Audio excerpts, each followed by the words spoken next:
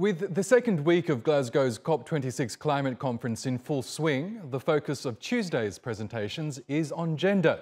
According to the United Nations, 80% of people displaced by the climate crisis are women and children. Yet women play a critical role in combating global heating through their local leadership of sustainable resource management in the household and at a community level. Our correspondent Sarah Morice takes a look at a female-led project in India, which is working to safeguard a quickly vanishing rainforest.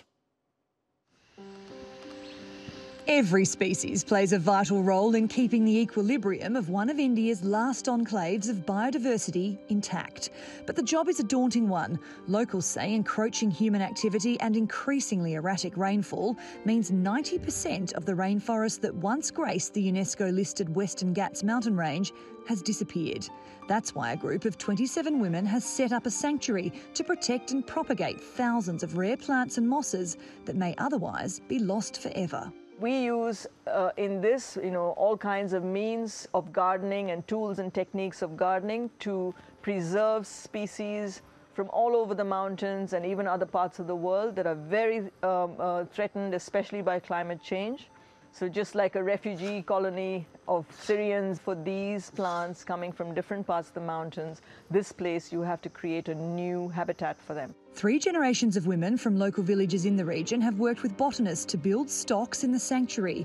They scour the mountains for endangered species and bring them back to the nursery, which they refer to as the intensive care unit. The goal is to rehabilitate, then multiply the plants. Because of the climate change, if the plant disappear from the wild, then we have them here, then we can take them back to the wild. The sanctuary, which was originally set up by a German conservationist 50 years ago, started off covering just 3 hectares. It's since tripled in size, and the women who now run it are seeing the fruits of their labour.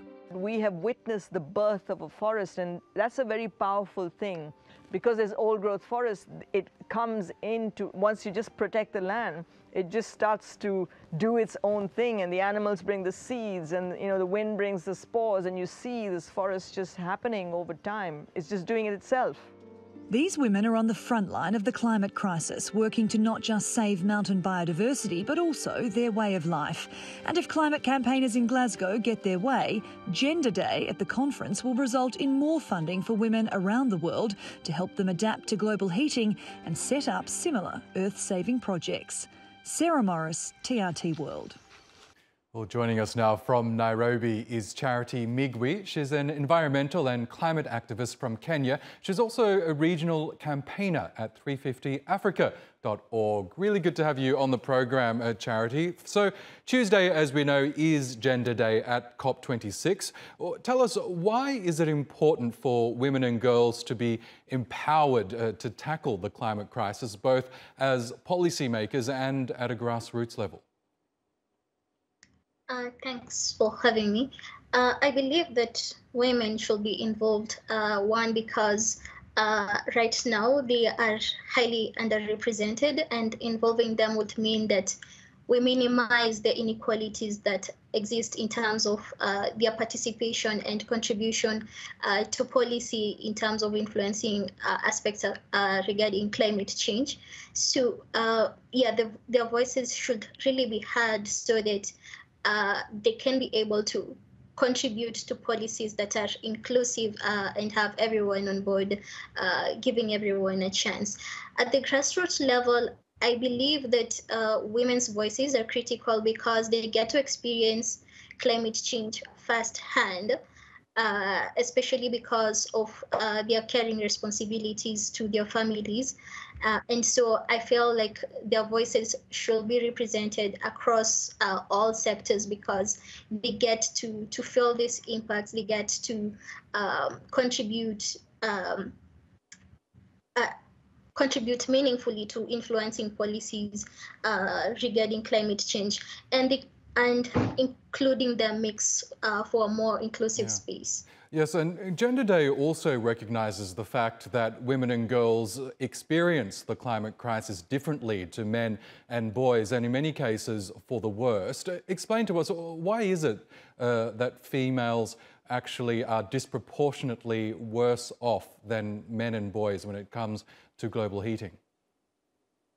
Yeah, as I have just mentioned, the caring responsibilities for women make them to feel the impacts of climate change more than boys, because when you consider aspects such as fetching waters for their families, especially in communities that do not have such ready access because of the impacts of climate change, you realize that women are the ones doing or performing this task more than men, and so the time that they spend, say, in say fetching water, kind of reduces their space in terms of maybe going to school or doing other meaningful work than men who have a chance to to continue with school or to participate in other activities that do not really consume much of their time as regards, say, like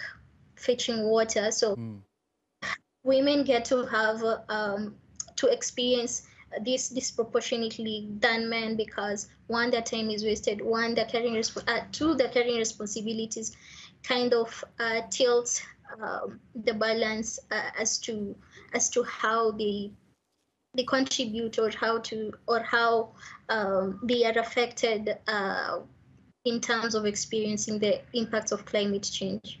Okay, Charity Migwi from 350africa.org. We'll have to leave it there, but thank you so much again for joining us on the program.